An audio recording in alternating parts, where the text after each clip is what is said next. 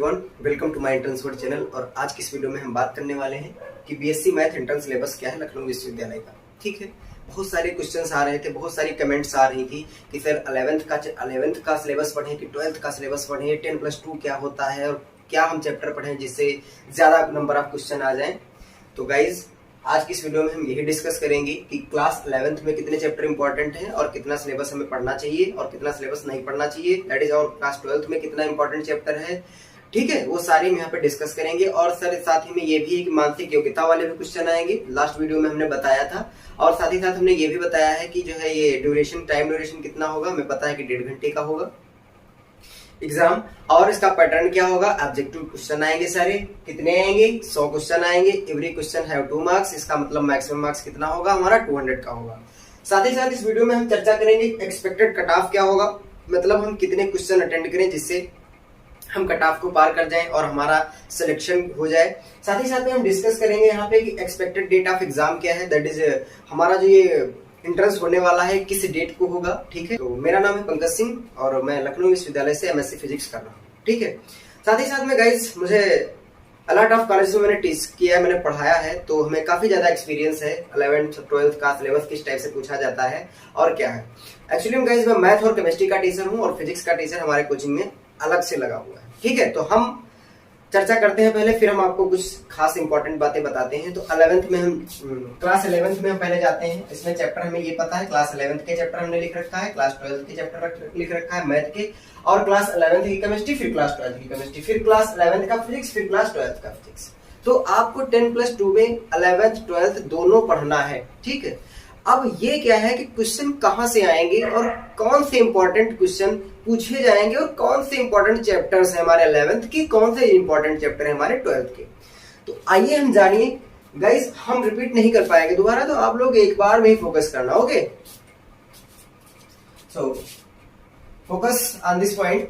तो यहाँ पे लिखा है क्लास 11th मैथ, तो यहाँ पे हम चैप्टर लिख रखे हैं सारे क्लास 11th के, सेट्स, रिलेशन फंक्शन, त्रिकोणोमेट्री फंक्शन, है ना, ये सारे हम चैप्टर लिख रखे हैं। तो आइए हम इसको बताते हैं कि किस टाइप का क्वेश्चन पूछा जाएगा। तो गाइस ये जो सेट्स है क्लास 11th और क्लास 12th में भी रिलेशन फंक्शन है, दैट इज वो भी सेट ही है। ठीक है, तो सेट से क्वेश्चन बहुत सारे आते हैं, लगभग 3 या 4 क्वेश्चन मैक्सिमम आ जाएंगे। ये सब की इंटरसेक्शन कैसे निकाला जाता है, यूनियन कैसे निकाला जाता है, और डोमेन से क्वेश्चन आते हैं, रेंज से क्वेश्चन आते हैं, ये सारे क्वेश्चन आने वाले हैं।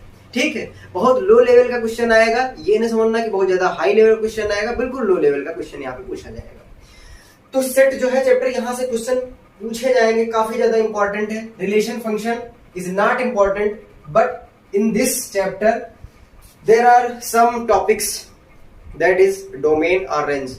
ठीक है, you can study domain and range. ठीक है, त्रिकोणोमेट्री फंक्शन क्या है, यहाँ से न्यूमेरिकल बेस जो है ऐसा आएगा, मतलब एक फार्मूला आएगा, फार्मूले टाइप से सारे क्वेश्चन यहाँ से पूछे जाएंगे। तो सबसे इंपॉर्टेंट क्या है, 11th का सेट्स वो पढ़ लेना है, 12th में भी सेट है वो भी पढ़ लेना है। और इधर रिलेशन फंक्शन जो है ये ज्यादा बहुत इंपॉर्टेंट नहीं है, त्रिकोणोमेट्री फंक्शन से एक आधा क्वेश्चन पूछा जाएगा। और गाइस जो 4th चैप्टर है हमारा क्लास 11th का, प्रिंसिपल ऑफ मैथमेटिकल इंडक्शन, इसके उधर तुमको देखना भी नहीं है। ठीक है, इसको फेंक दो कूड़ेदान में।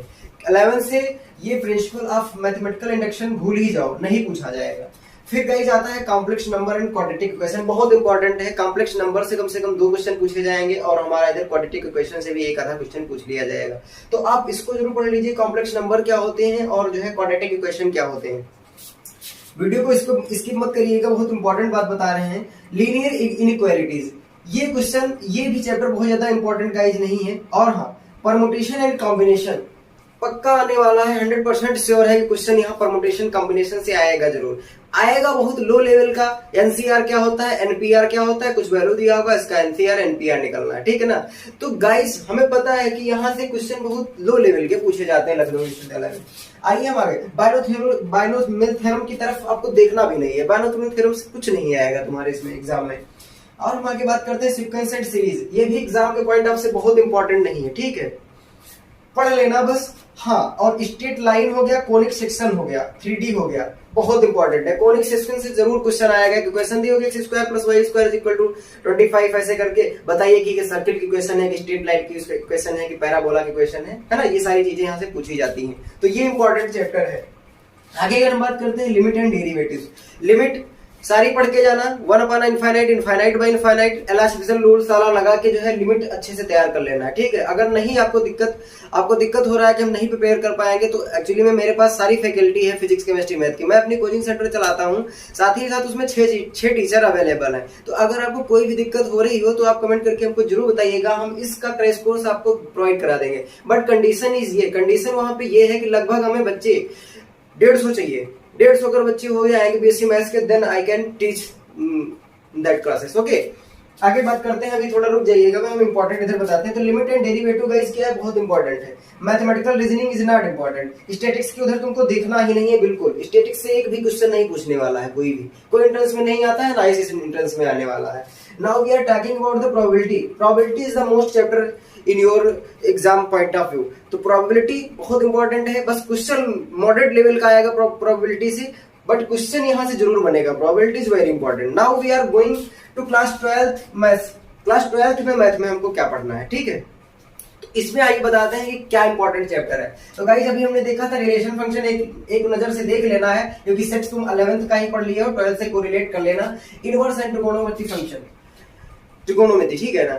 तो इनवर्स से भी क्वेश्चन आते हैं, इनवर्स यहाँ का ज्यादा इंपॉर्टेंट है। कुछ वैल्यू दी होंगे, 1-2 फार्मूले लगा के वही π/2 वगैरह सॉल्व हो जाएगा। और आगे हम चर्चा करते हैं क्या है मैट्रिक्स में 2x2 का ऑर्डर है ना, इस मैट्रिक्स दिया होगा, इसका ऑर्डर क्या होगा, 2x2 होगा कि 3x3 होगा, इस टाइप से क्वेश्चन दिया होगा। a+b निकालना होगा, a+b निकालना होगा। ये समझ लेना कि हमारे पास टाइम केवल 1.5 घंटा है और 1 मिनट का एक ही क्वेश्चन टाइम लगेगा, क्योंकि 100 क्वेश्चन होने वाला है। तो वो ऐसा अरेंजमेंट करेंगे कि 1 मिनट में एक क्वेश्चन हो जाए, ठीक है ना। तो इसमें कोई हमको 3x3 का इनवर्स निकालना नहीं आएगा कि पूरा हमको समरी कराओ। बट क्या है गाइस, आप लोगों को नहीं पता होगा, यहाँ यूट्यूब पे बहुत सारी जो है आपको वीडियोस मिल जाएंगी कि how to calculate inverse with in second, ठीक है ना, बहुत सारी मिल जाएंगी। तो 2x2 और 3x3 का वहां पे आप देख लेना कि इनवर्स कैसे निकाला जाता है। ट्रिक है, नहीं आता है कमेंट करिए, हम खुद वीडियो बना देंगे। मैथ केमिस्ट्री का मुझे काफी ज्यादा नॉलेज है, मैं 5 साल से यही पढ़ा रहा हूँ, ठीक है। आइए हम जरा बात करते हैं आगे। फिर गाइस डिटरमिनेंट को हमको देखना नहीं है, बस डिटरमिनेंट के जो प्रूफ है ना, लास्ट में 4 ऐसा करके डिटरमिनेंट दी होती है और इज इक्वल टू में लिखा होता है 4a³ + b³ + c³ इस टाइप से। तो 1-2 कॉन्ट्राडिक्शन याद कर लेना है तुमको, केवल डिटरमिनेंट से कोई क्वेश्चन नहीं पूछा जाएगा, मैट्रिक्स से क्वेश्चन जरूर आएगा। आगे हम चर्चा करते हैं कि एप्लीकेशन ऑफ डेरिवेटिव, देख लेना, थोड़ा टफ है, आएगा नहीं क्वेश्चन, ठीक है। एप्लीकेशन ऑफ डेरिवेटिव थोड़ा सा आपको देखना पड़ेगा, ठीक है। आगे हम चर्चा करते हैं integration is very important. Integral का मतलब क्या है कि इंटीग्रेशन डिफरेंशिएशन जितना पढ़ पाना उतना पढ़ लेना, ठीक है ना, जितना भी पढ़ पाना। ऐसे पढ़ लेना sin hx क्या होता है या sin 2x क्या होता है, इस टाइप से इंटीग्रेशन और डिफरेंशिएशन सारे तुमको पढ़ लेना है, क्लियर। आगे बात करते हैं एप्लीकेशन ऑफ इंटीग्रल्स। एप्लीकेशन क्या होते हैं इंटीग्रल से, इंटीग्रल लगा के किसी हम सरफेस का जो है वॉल्यूम है ना, कि कोई भी प्लेन दिया उसका सरफेस है ना, सरफेस वॉल्यूम, वही सब पूरा पता है हमको। बट यहाँ से भी क्वेश्चन मैक्सिमम बनेगा नहीं, सिंपल आएगा, बहुत छोटा क्वेश्चन। आगे चर्चा करते हैं डिफरेंशियल इक्वेशन। डिफरेंशियल इक्वेशन में हमको ऑर्डर फाइंड करना होगा, इस टाइप से हमको डिफरेंशियल इक्वेशन दे देंगे, उसकी पावर्स देख के हम ऑर्डर बता देंगे, वहां से पूछा जाएगा। और डिफरेंशियल इक्वेशन के आप लोगों ने 3-4 फॉर्म पढ़ा है, वेरिएबल सेपरेबल फॉर्म, वहां से 1-2 क्वेश्चन आ जाते हैं। तो नॉर्मल हमको डिफरेंशियल इक्वेशन पढ़ लेना है, ज्यादा हमको फोकस नहीं करना है। गाइस हम बात करेंगे वेक्टर अलजेब्रा, तो vector algebra is very important for you, ठीक है। वेक्टर अलजेब्रा से ज्यादा क्वेश्चन आएंगे। वेक्टर अलजेब्रा का मतलब क्या है, वही a×b, a.b है ना, ये सारी चीजें वहां से निकालना होगा, सिंपल होगा, छोटा क्वेश्चन। 3D ज्योमेट्री भी पूछी जाएगी, प्लेन क्या होता है, सरफेस क्या होता है, ये सारी स्ट्रेट लाइन इक्वेशन है, ये सारी चीजें पूछी जाएगी। लीनियर प्रोग्रामिंग की तरफ हमको आप खोल कर भी नहीं देखना है, लीनियर प्रोग्रामिंग से एक भी क्वेश्चन पूछा नहीं जाएगा, क्लियर। अगर हम बात करें प्रोबेबिलिटी, तो प्रोबेबिलिटी हमारी 11th और 12th की कोरिलेट करके पढ़ लेना। तो मैथ का चैप्टर इतना ही हमको पढ़ना है, एक नजर से देख लेना है, क्योंकि आप लोग बड़े हो गए, बच्चे तो बचे नहीं हो, तो हमको 11th 12th सबका जो है चैप्टर पढ़ना पड़ेगा, क्लियर। अब हम बात करते हैं केमिस्ट्री में क्या है, ठीक है ना। तो केमिस्ट्री क्लास 11th में क्या है, सब बेसिक कॉन्सेप्ट सबको आते हैं, वही 9-12 का है ही। Structure of atom is very important for you, structure of atom, ठीक है। स्ट्रक्चर ऑफ एटम का चैप्टर आपको पूरा पढ़ लेना है। And classification of elements and periodic table, classification of element and periodic table start करेंगे। उसमें क्या है, उसकी जेनेसिस पढ़ लेना है, डोबे राइनर ट्रायड्स क्या होते हैं, उसके बाद में हमको जो है मेंडलीव्स का रूल पढ़ लेना है, ऑक्टेव रूल क्या होता है, फिर हम जो है मोजले का रूल क्या पढ़ रहे हैं, सारी चीजें हम पढ़ लेते हैं थोड़ी थोड़ी। आयोनाइजेशन पोटेंशियल क्या होता है ना, इलेक्ट्रॉन एंथैल्पी क्या होती है, सारी चीजें हम यहाँ पे डिस्कस कर लेंगे और पढ़ लेंगे। इलेक्ट्रॉनिक कॉन्फ़िगरेशन, और ये याद जरूर कर लेना कि जो हमें पता है ना इलेक्ट्रोनिगेटिविटी और क्या है इलेक्ट्रॉन एफिनिटी है ना, इलेक्ट्रोनिगेटिविटी ऑफ फ्लोरीन हमेशा सबसे ज्यादा होती है। और इलेक्ट्रॉन एफिनिटी की अगर बात करें तो क्लोरीन की, यहाँ से एक ऑब्जेक्टिव क्वेश्चन बन जाता है। इलेक्ट्रॉन एफिनिटी क्लोरीन की सबसे ज्यादा होती है, इलेक्ट्रोनेगेटिविटी फ्लोरीन की सबसे ज्यादा होती है in the periodic table. Now we are discuss another chapter. तो हाँ बेटा, केमिकल बॉन्डिंग जरूर पढ़ लेना, पूरा पढ़ना, जितना पढ़ पाना उतना पढ़ना। केमिकल बॉन्डिंग से लगभग तुम्हारे 4 क्वेश्चन जरूर फंस जाएंगे। 4 क्वेश्चन का मतलब क्या है? वेस्पर थ्योरी, हाइब्रिडाइजेशन निकालना, ICl5 दिया, इसमें हाइब्रिडाइजेशन निकालना है। कैसे निकालेंगे? वही फार्मूला लगा के, hybridization orbitals is equal to 1/2v + m + c - a, इस टाइप से हम वहां से कैलकुलेट करके हाइब्रिडाइजेशन कैलकुलेट कर लेंगे। उसके बाद हम वेस्पर थ्योरी पढ़ लेंगे, वेस्पर थ्योरी के बाद हम एमओटी थ्योरी पढ़ लेंगे, है ना, पूरा क्लियर कर लेंगे। और हम बॉन्ड ऑर्डर भी बता देंगे कि O2+, O2- इस टाइप से क्वेश्चन आते हैं, बहुत सारे डिस्कस कर लेंगे। अगर आपको फिर भी कोई दिक्कत हो नीचे कमेंट करिए, हम लाइव क्लास ले लेंगे, ठीक है। नाउ स्टेट ऑफ मैटर में हमें पता है बहुत सारी चीजें वही हैं कि बायल्स लॉ, रूल्स लॉ, ये सब जो कुछ बायल चायल्स और ये सब नवागाड्रो वगैरह पूरा इसमें है, इसमें पढ़ लेना, कोई डिस्कस। थर्मोडायनामिक्स थोड़ा पढ़ लेना, इक्विलिब्रियम भी थोड़ा ही पढ़ लेना। रेडॉक्स रिएक्शन से ऑक्सीडेशन स्टेट जरूर आएगा, ऑक्सीडेशन स्टेट निकालना। ऑक्सीडेशन स्टेट वो सब जैसे CrO5 हो गया, K2Cr2O7 हो गया, H2S2O8 हो गया, H2SO4 हो गया, H2S2O5 हो गया, इस टाइप से, जिनमें पराक्साइड क्या है, ऑक्साइड क्या है, KO2 NO2 है ना, OF2 इसमें निकाला जाएगा। तो ऑक्सीडेशन स्टेट पे जरूर फोकस करिए NCERT की, ठीक है ना। नाउ उसके बाद में हाइड्रोजन इंपॉर्टेंट चैप्टर नहीं है, बस थोड़ा सा देख लेना है, ठीक है। पी ब्लॉक एलिमेंट बहुत इंपॉर्टेंट है और इसको ये बहुत ज्यादा डिटेल में है और इसको हम जल्दी पढ़ नहीं पाएंगे। तो कुछ कंपाउंड हम पढ़ लेंगे, जैसे डाइबोरेन वगैरह क्या होता है, B2H6 क्या होते हैं, इसके सबके कंपाउंड हम थोड़ा पढ़ लेंगे, ठीक है। फिर भी अगर कोई दिक्कत हो नीचे कमेंट करके जरूर बताइएगा। और इंस्टाग्राम पे मुझे फॉलो कर सकते हैं, पंकज.सिंह है ना, LKO, इस टाइप से, वहां पे हमको DM कर सकते हैं अगर कोई प्रॉब्लम हो, ठीक है। आप हमसे डायरेक्टली बात कर सकते हैं। P block and some basic, ठीक है। हम बात करते हैं हाइड्रोकार्बन वेरी इंपॉर्टेंट, हाइड्रोकार्बन थोड़ा सा पढ़ना है, ठीक है। और क्या है, एनवायरमेंटल केमिस्ट्री बिल्कुल देखना ही नहीं, इसके उधर है। Now we are moving in class 12 chemistry. First chapter is solid state. हमें classification of solid state, how many states of matter, सारी पढ़ लेना है। और उसके बाद में हम चर्चा कर लेंगे कि यूनिट सेल क्या होते हैं, टाइप ऑफ यूनिट सेल क्या होते हैं, एससी लैटिस क्या होता है, FCC क्या होता है, फेस सेंटर्ड क्या होता है, बॉडी सेंटर्ड क्या होता है, इंड सेंटर्ड क्या होता है, number of particle, coordination number, ये पूरा हमको पढ़ लेना है कि पैकिंग फ्रैक्शन किसके लिए, SC के लिए कितना होता है और FCC के लिए कितना होता है, BCC के लिए कितना होता है, नहीं सारी चीजें यहाँ से पढ़ लेना। हमको सॉलिड स्टेट के अंदर कुछ भी नहीं छोड़ना है। सो हाँ, और सबसे इंपॉर्टेंट बात, एक चीज याद आ गई तो हमको बता दें, सॉलिड स्टेट के अंदर एक आपने पढ़ा होगा 7 क्रिस्टल सिस्टम। 7 क्रिस्टल सिस्टम का मतलब क्या है, क्यूबिक है ना, और टेट्रागोनल और orthorhombic, rhombohedral, hexagonal, monoclinic, triclinic, इनके से की एक्सिस पढ़ा होगा, A = B = C और अल्फा बीटा गामा, सारी चीजें पढ़ा है। वहां से एक नंबर क्वेश्चन पक्का है, 100% लिख लो, हमारी बात है बिल्कुल, ठीक है। आगे हम बात करते हैं सोल्यूशन आप पढ़ लेना है। मोलैरिटी क्या होती है, राउल्ट्स लॉ क्या होता है, हेनरी लॉ क्या होता है, और कोलिगेटिव प्रॉपर्टीज क्या होती हैं, relative levelling in vapour pressure क्या होता है, एलिवेशन इन बॉइलिंग पॉइंट क्या होता है, ऑस्मोटिक प्रेशर क्या होता है, सारी चीजें वहां से हमें कोरिलेट करके पढ़ना है, ठीक है ना।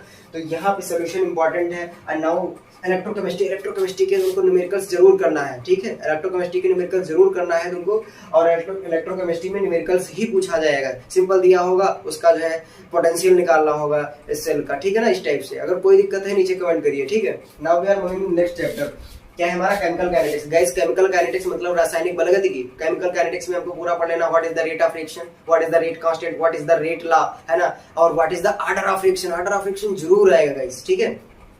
और उसके बाद में बहुत सारा फर्स्ट ऑर्डर रिएक्शन के लिए क्या होता है फार्मूला, और जीरो ऑर्डर रिएक्शन के लिए, जीरो ऑर्डर रिएक्शन किस पे डिपेंडेंट होती है, रिएक्टेंट पे डिपेंडेंट होती है कि नहीं, नंबर ऑफ, है ना, ये सारी चीजें। फर्स्ट ऑर्डर, जीरो ऑर्डर के लिए हाफ लाइफ टाइम क्या होता है, और फर्स्ट ऑर्डर के लिए हाफ लाइफ टाइम कैसे होता है, और वहां से क्वेश्चन जरूर आएंगे, ठीक है ना गाइज। आगे हम एक्सप्लेन करेंगे, वीडियो ज्यादा बड़ी हो जाएगी, इसलिए हम खाली यहाँ पे इंपॉर्टेंट चीजें बता दे रहे हैं, ठीक है ना। आगे हम सारी चीजें चर्चा करेंगे, क्वेश्चन जरूर कर लेना, फर्स्ट ऑर्डर रिएक्शन के लिए जरूर निकालने को आएगा। वही फार्मूला हम लगाएंगे फर्स्ट ऑर्डर रिएक्शन के लिए, 2.303 डिवाइड बाई K और ln R not divide by R, finally जो है उसको initial concentration divide by final concentration ना। Now we are moving to surface chemistry उधर हमको नहीं देखना, ठीक। सरफेस केमिस्ट्री से कोई क्वेश्चन नहीं आने वाला।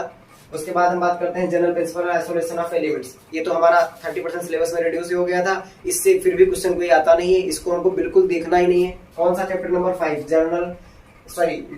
General principle and process of isolation of element, है ना। किसी coordination compound is very important for you. Coordination compound में सारा पढ़ लेना है।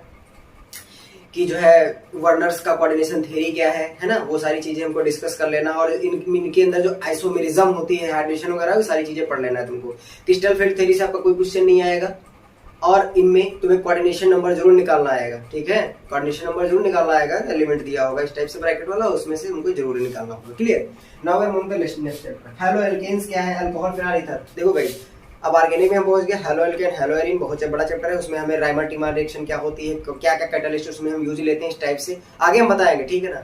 और फिर नेक्स्ट चैप्टर में हम जा रहे हैं क्या, अल्कोहल फिनाइल ईथर। अल्कोहल में पढ़ लेना है तुमको, उसके सारे डेरिवेटिव्स, अल्कोहल किस कौन सा टेस्ट देते हैं, मॉलिस टेस्ट क्या होता है, सारी चीजें पढ़ लेना है अल्कोहल। फिर फिनाल में हम सारी रिएक्शन OH वाली पढ़ लेंगे, कौन सी राइमर टीमर रिएक्शन क्या है ना, बहुत सारी चीजें। फिर हम फिनाल ईथर में पढ़ लेंगे, ईथर क्या होते हैं, सिमेट्रिकल ईथर क्या होते हैं, अनसिमेट्रिकल ईथर क्या होते हैं, ये सारी चीजें हम यहाँ पे डिस्कस करेंगे, ठीक है।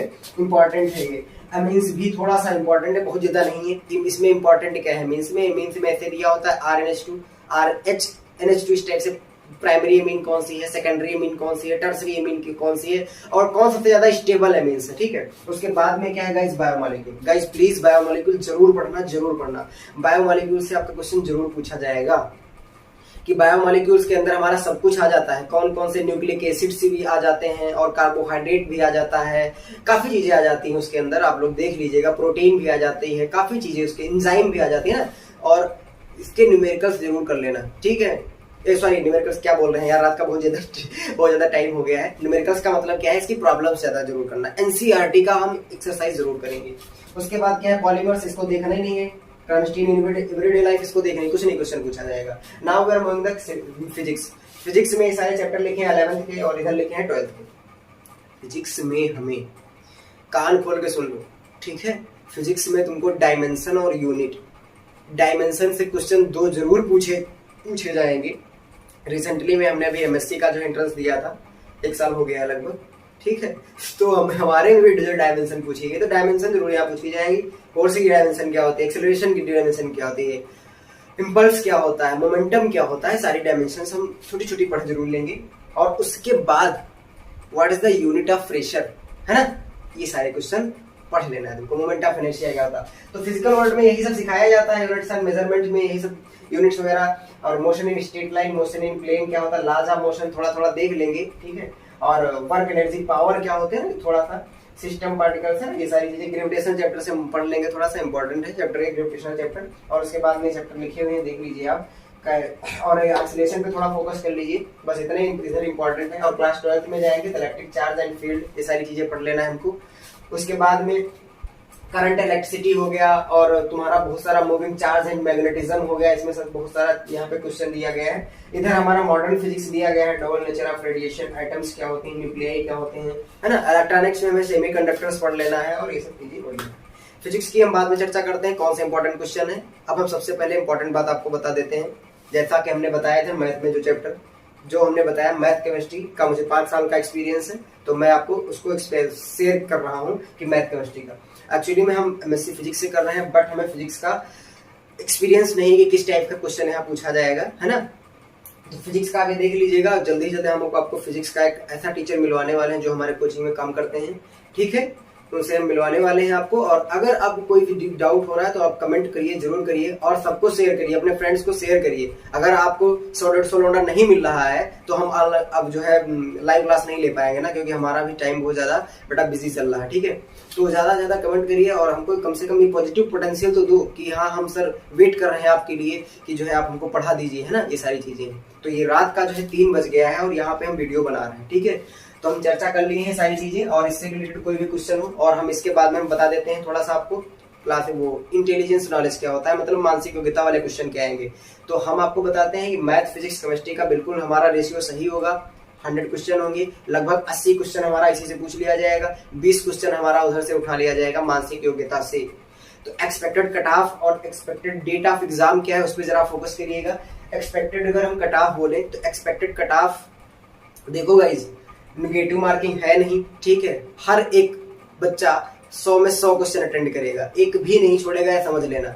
ऐसे क्या होता है, मान लो कि 100 में अगर 100 क्वेश्चन अटेंड किया, उसके 75 क्वेश्चन सही हो गए या 80 क्वेश्चन सही हो गए, तो ऐसा हो जाता है। तो इस बार याद रखना, अगर जर्नल आप हैं तो 75 प्लस क्वेश्चन आपके सही होने चाहिए, नहीं तो आपका सिलेक्शन नहीं होने वाला है, ठीक है, कितने 75 प्लस, मतलब मैक्सिमम मार्क्स कितना होना चाहिए 150 मार्क्स होने चाहिए, ठीक है, 150 मार्क्स से ऊपर आना चाहिए। तो ये हमारा हो गया एक्सपेक्टेड कट ऑफ। और इससे रिलेटेड कोई भी कमेंट हो तो आप फॉलो कर सकते हैं, आप मुझसे बात करना चाहते हैं तो आप मुझे इंस्टाग्राम पे फॉलो कर सकते हैं। उसके बाद में क्या एक्सपेक्टेड डेट ऑफ एग्जाम क्या होगी, तो गाइज हम बता देते हैं। पहले तो 31 जुलाई तक हमारा फॉर्म आवेदन जो है हो रहा था, अब उसके बाद में डेट एक्सटेंड हो गई है, 7 अगस्त हो गई है। 7 अगस्त तक आप ये एमएससी जो बीएससी वाला एंट्रेंस है इसका, आप यूजी का मतलब जो है इसका आप जो है फॉर्म फिल कर सकते हैं। तो इसका मतलब क्या है, इसके बाद में 1-2 एग्जाम लगे हैं, तो इसका मतलब ओवरऑल क्या है, हमारा लास्ट वीक ऑफ अगस्त, मतलब ये तुम्हारा जो एंट्रेंस है ये लगभग वही 20 जुलाई से और 28 जुलाई के बीच में कोई ना कोई डेट आ जाएगी और उसमें एंट्रेंस होगा। तो गाइस सबसे इंपॉर्टेंट बात ये है कि इतना ज्यादा सिलेबस आपको पढ़ना है तो आप पढ़ने की कोशिश करिए, कोई भी एंट्रेंस की बुक मत प्रेफर करिए, खाली अपना 11th 12th का बुक उठाइए, सिलेबस पढ़िए, क्लियर। और कहीं भी दौड़ने की जरूरत नहीं है, अब तुम्हारे पास time, there is no time, ठीक है, टाइम तुम्हारे पास बिल्कुल नहीं है। और इसको क्या करना है, हमको सारी चीजें रिवाइज करना है, ठीक है, ठीक है। तो हमें क्या करना है, फोकस करना है, 10-12 घंटा 14 घंटा जितना भी दे पाए हम उतना उसको पढ़ लेंगे। कंपटीशन हाई होगा, ये याद रखना। सीट्स मैथ्स में कितनी होंगी, लगभग 450-500 होंगी। और बच्चे कितने होंगे, फॉर्म कितने अप्लाई किए हैं, लगभग 7-8 हजार अप्लाई किए हैं। तो इसका मतलब क्या है कि कंपटीशन टफ होगा। बिल्कुल मजाक मत लो, कोई भी सोर्स नहीं चलेगा तुम्हारा, ठीक है, बिल्कुल मजाक मत लो। एग्जाम दो अच्छे से और पास हो जाओ, और नीचे कमेंट करो कि हाँ सर ये बात है ना। तो जो भी इससे रिलेटेड कोई भी प्रॉब्लम आपके पास आ रही है तो नीचे आप कमेंट करके हम बेशक आप हमसे पूछ सकते हैं, ठीक है। और हाँ, अगर आप क्लासेस चाहते हैं कि सर लें तो आप लोग कमेंट करिए और मैक्सिमम नंबर ऑफ स्टूडेंट हमको बताइए। Okay, thanks for watching this video, take care, be safe, be happy.